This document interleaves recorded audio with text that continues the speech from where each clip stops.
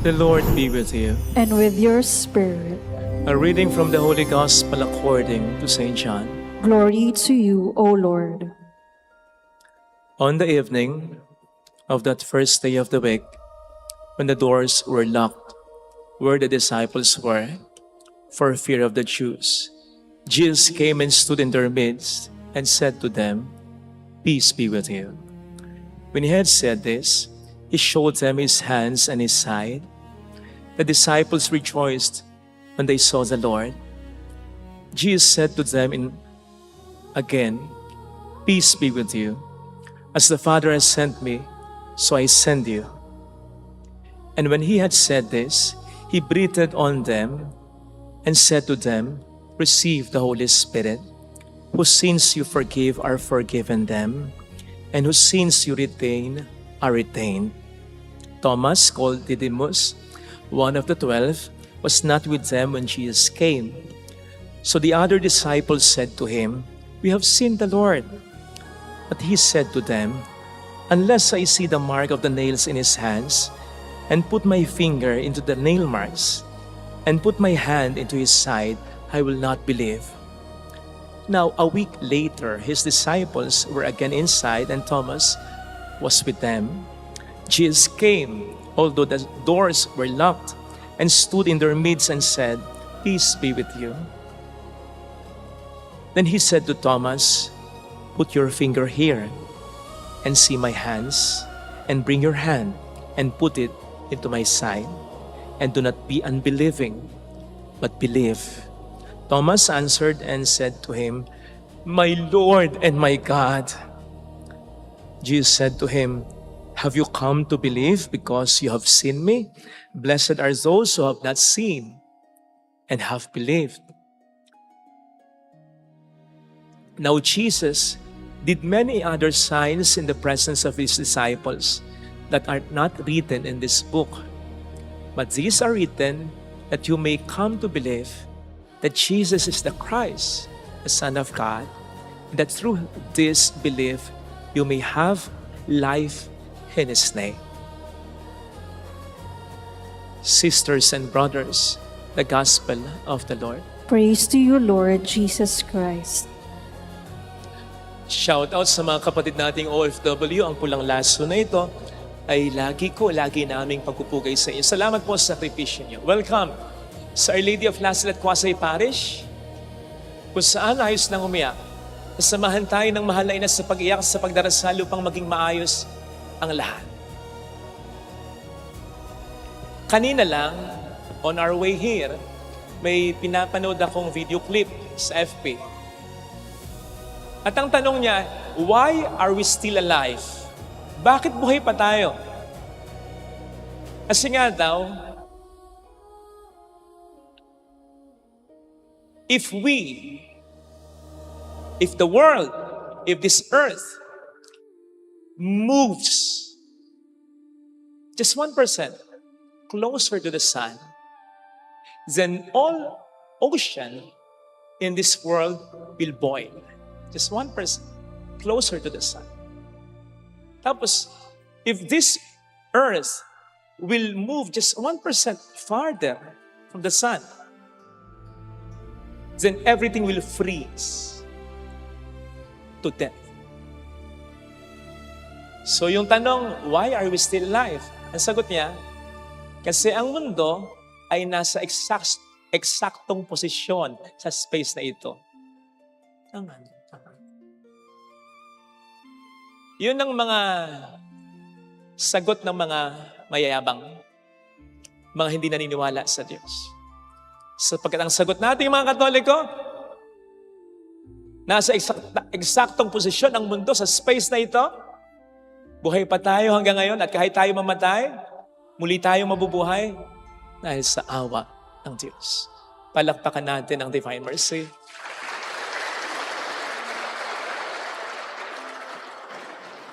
Ang challenge sa atin ng kapistahan, hindi lang tayo magtampisaw sa kanyang awa, maging daluyan din tayo ng kanyang awa and therefore ng kanyang pagpapatawad.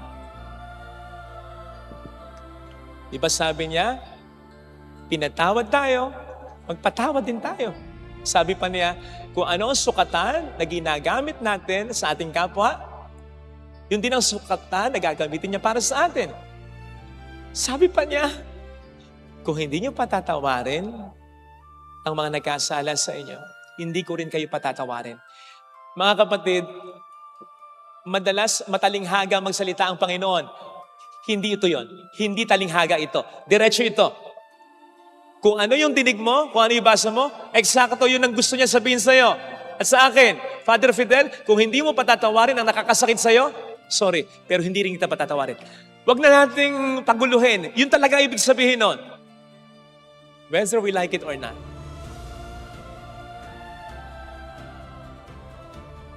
So ang tanong, sino po ba ang nakapagpatawad na dito ng partner niyang minahal niya pero nagmahal ng iba?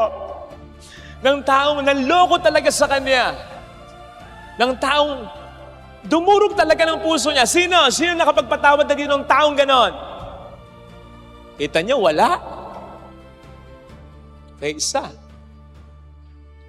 Ako, magpatawad na ako. Nang ganon. Sino pa? Ito siguro, marami. Sino dito ang ayaw, hirap magpatawad? Taas ang kamay. Kunyari pa kayo. Sigurado ko marami. Imposibleng wala.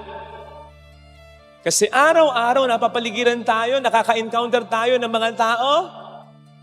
Kilala man natin o hindi, sinasadya man nila o hindi, nakasasakit sa atin. Kaya imposible hindi tayo malagay sa sitwasyon kung saan kailangan tayong magpatawad. Kaya siguro ang mas magandang tanong, bakit nga ba mahirap magpatawad? In fact, minsan akala mo nakapagpatawad ka na. Matagal na eh. And then suddenly, marirealize mo, hindi pa pala. Kasi nasasaktan ka pa rin kapag nakikita mo siya. Parang yung reaksyon natin kapag nakakakita tayo ng ganito. Yung pinaka-edge ng bintana na may edge na bakal. Di ba? Pag nakakakita tayo ng ganyan, naaalala natin ang ating mga masasakit na karanasan. Aray! Aray! Aray! Di ba parang ganyan ang reaksyon mo kapag nakikita mo yung taong nakasakit sa'yo? Nananariwa sa puso mo yung sakit na ginawa nito. Kaya nga yung iba sa atin, kahit picture lang, ayaw makita. Therefore, binablock na nila yung FB account. Ina-unfriend na nila.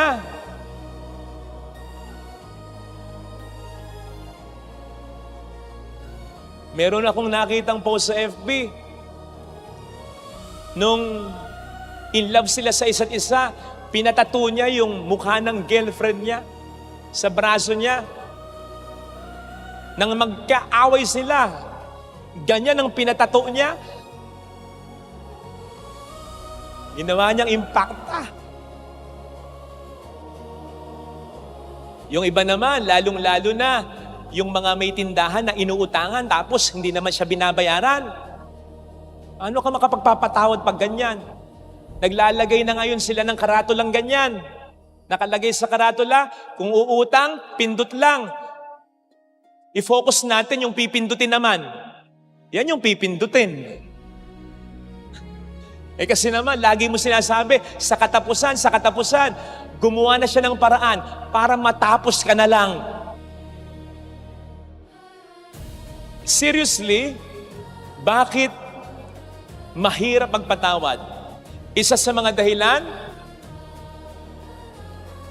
sapagkat iniisip natin ang mga pupwedeng mangyari kapag nagpatawad tayo, which unfortunately, puro negatibo.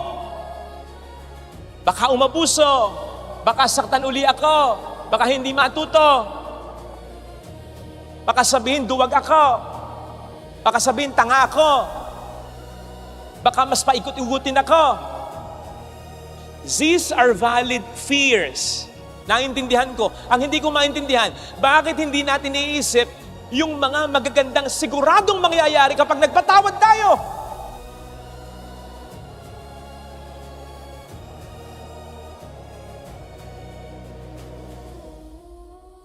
Narinig natin sa ating binasang ebanghelyo ang mga magagandang nangyari dahil pinatawad ni Kristo ang kanyang mga disipulo.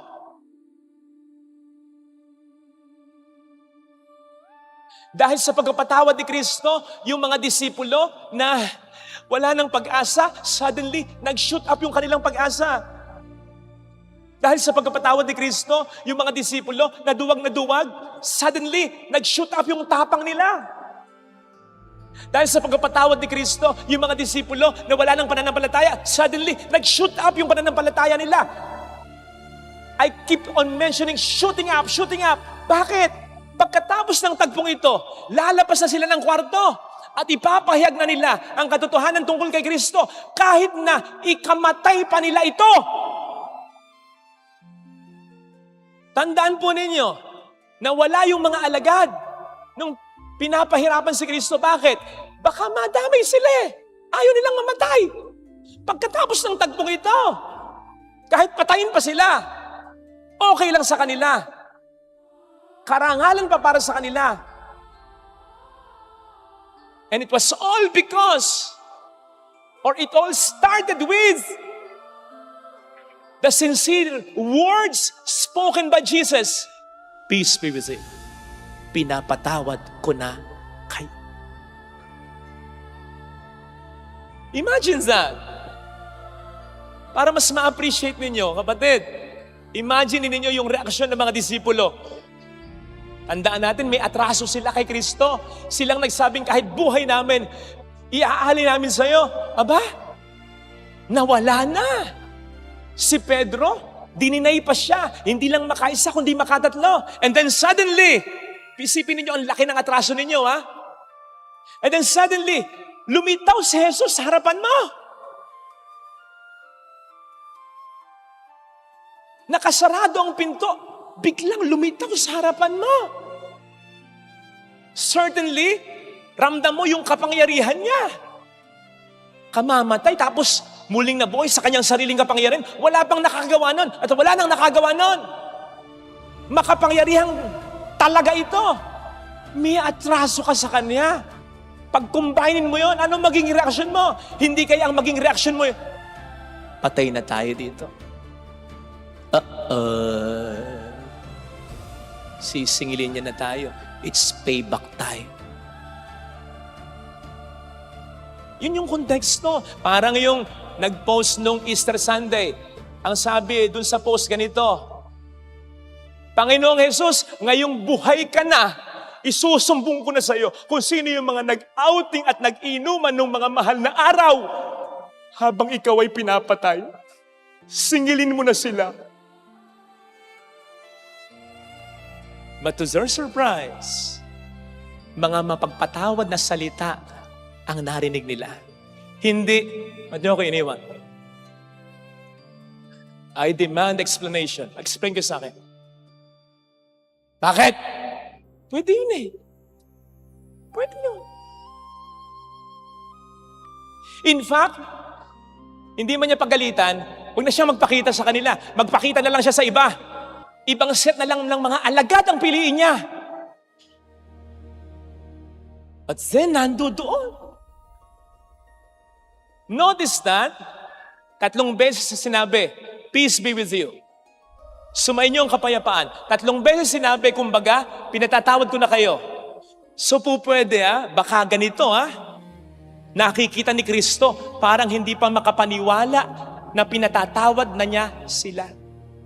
Parang yung, kung sino man yung mga lalaking nagloko dito sa mga misis nila, na pinatawad naman ang misis nila.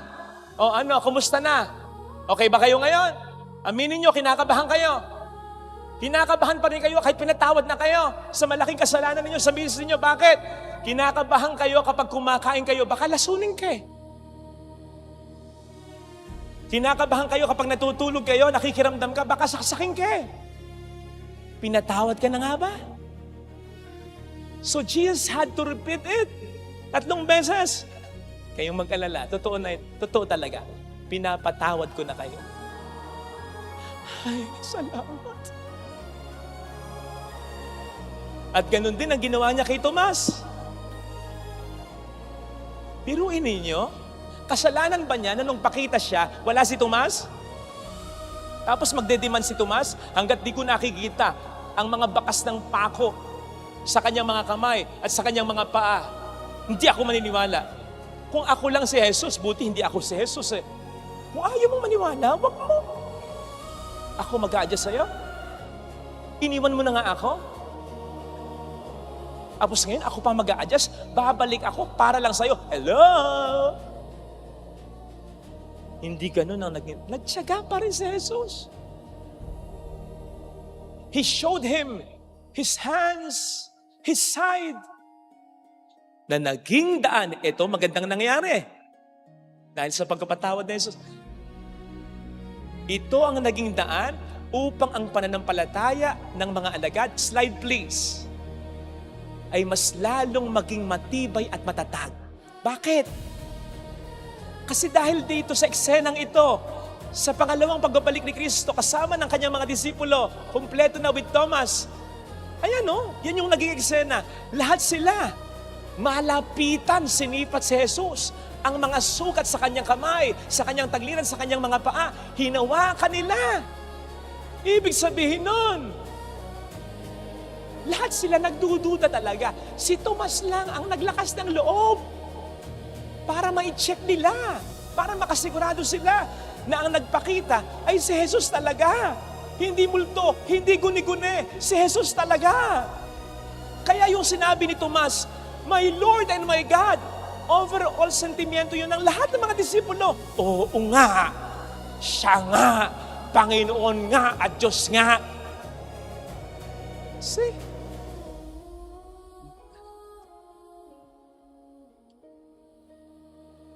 Noong nakaraang Divine Mercy Sunday, ang sabi ko, dahil kay Tomas, nagkaroon ng mas magandang patunay ang ating pananampalataya na si Kristo'y muling nabuhay talaga. Iko-correct ko yun ngayon. Kasi kahit na nagduda si Tomas, kung hindi inintindi, kung hindi pinatawad ni Jesus si Tomas, walang ganyang eksena.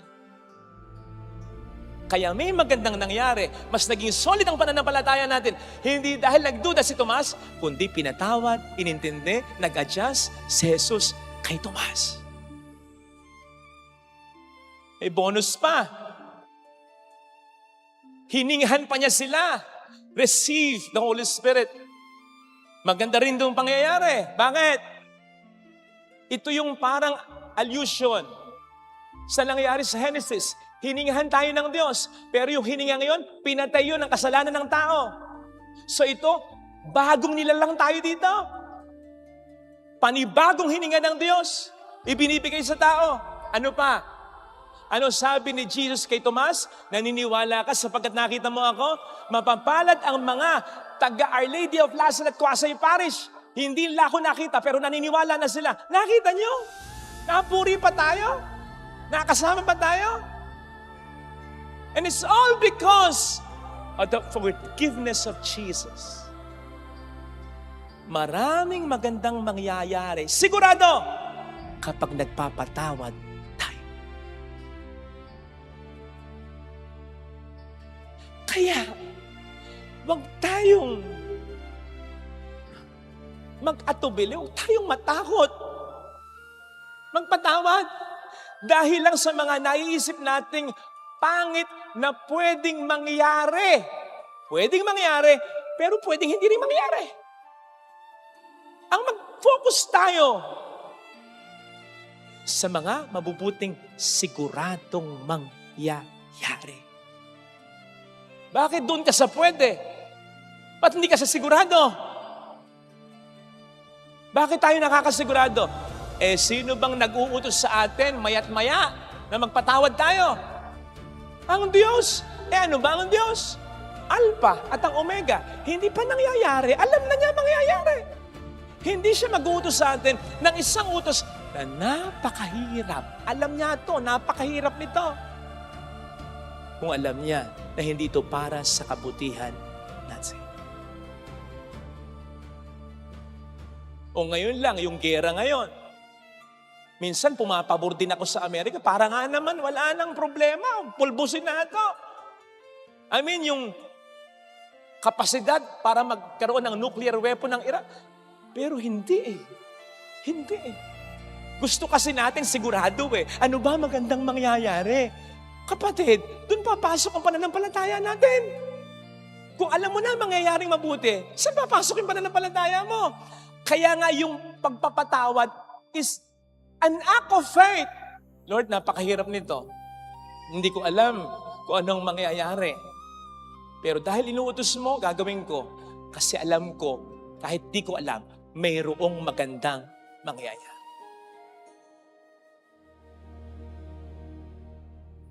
Alam po ninyo, may immediate na magandang mangyayari pag nagpapatawad tayo. I-check po ninyo yung Matthew 5:45. Ang sabi doon, kapag nagpapatawad tayo, nagiging tunay na mga anak tayo ng Diyos. Kapag tayo nagiging tunay na mga anak ng Diyos, imposible na ang biyaya ay hindi umagos. Hindi pa dito kasama yung mga pupwedeng magandang mangyari. Pupwedeng magandang mangyari sa pinapatawad natin. Sinabi kong pupwede kasi pwedeng pangit din yung mangyari. Pwede talaga tayong abusuhin. Hindi ko sinasabing magpaloko tayo. Ang sinasabi ko, alisin natin yung galit sa puso natin.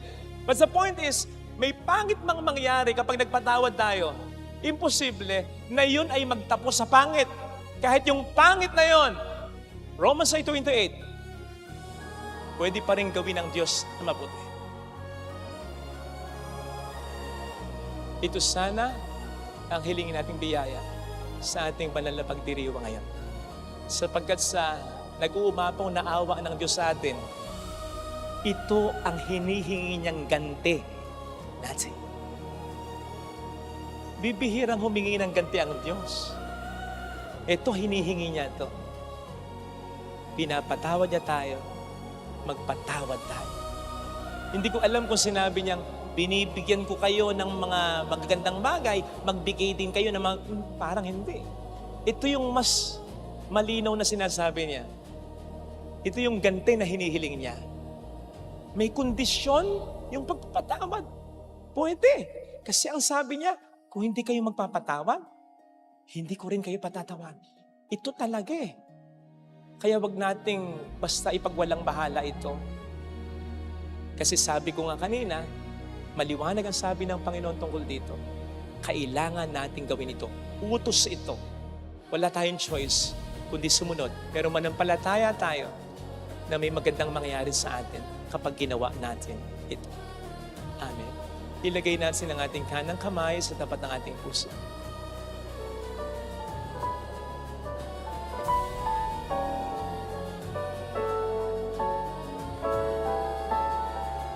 Awitin natin. Alam kong may magagawa ang Diyos.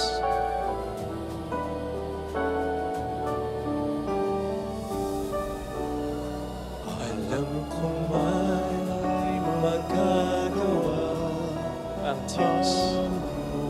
Alam kong may magagawa ang Diyos. Alam kong may magagawa ang Diyos. Kung ako'y magtatapat, Kung ako'y magtatapat sa Kanya'y maglilingkod, sa Kanya'y maglilingkod, alam kong may magagawa ang Diyos. may magagawa ang Diyos. Alam kong diringhin ng Diyos ang samo ko, Alam kong diringgin ang Diyos sapagkat anak niya. ang samo ko. Alam kong diringhin ng Diyos ang samo ko, Alam kong diringgin ang Diyos sapagkat mahal ang niya. samo ko. Kung ako'y magtatapat, Kung ako'y magtatapat sa Kanya'y maglilingkod, sa Kanya'y maglilingkod. Alam kong diringkin ng Diyos ang samo. Diringgin ang Diyos Pumikit ang tayo. samo ko. Panginoon, salamat sa pagkapatawad mo. Ang pagkapatawad mo ang dahilan ng lahat ng mga magandang nangyayari sa buhay ko. Salamat, Panginoon. Tulungan mo ako na masunod ang layunin mo, na makapagpatawad din ako.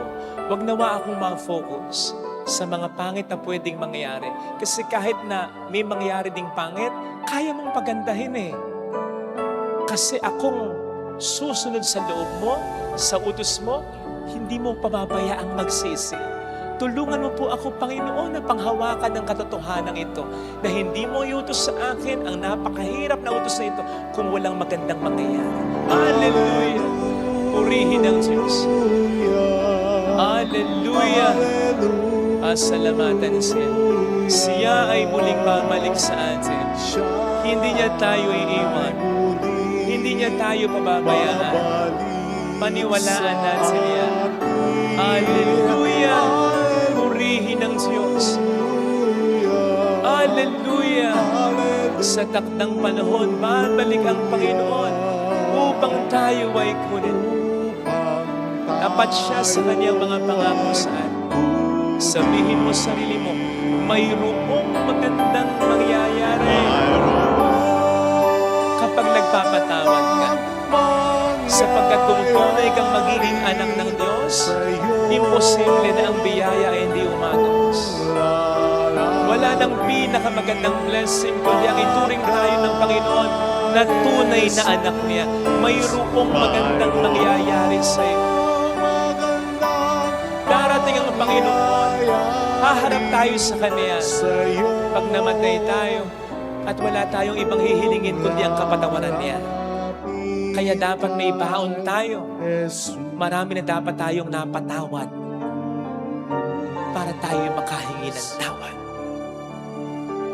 Papuri sa Ama at sa Anak sa Espiritu Santo. Kaparanang sa una-una ngayon at pakailanman, magpasa walang hanggan. Amen. Thank you for watching. Please like, share, and subscribe.